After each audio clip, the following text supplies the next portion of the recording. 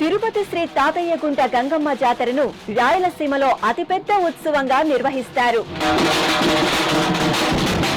పూర్వం తిరుపతిని పాలించే పాలెగాడు ప్రజాకంటకమైన పరిపాలన సాగిస్తూ స్త్రీలను చెరపట్టేవారు.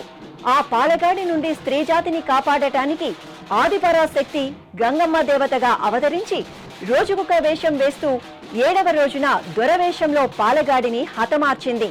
దుష్ట శిక్షణ చేసి శిష్ట రక్షణ చేసిన గంగమ్మ తల్లికి అప్పటి నుండి జాతరను నిర్వహించడం సంప్రదాయంగా వస్తోంది. గంగమ్మ దేవత అవతరించిన చైత్రమాసం చివరి వారంలో గంగ జాతర మహోత్సవాలను ఎంతో వైభవంగా నిర్వహిస్తారు. ఈ సందర్భంగా అవిలాలలోని గంగమ్మ గుడి వద్ద నుండి తరలివచ్చే సారెతో ఉత్సవాలను ప్రారంభిస్తారు. గంగ జాతరలో భక్తులు చిన్న పెద్ద అందరూ వివిధ రకాల వేషధారణలతో అమ్మవారిని దర్శించుకుని మొక్కులు చెల్లించుకుంటారు.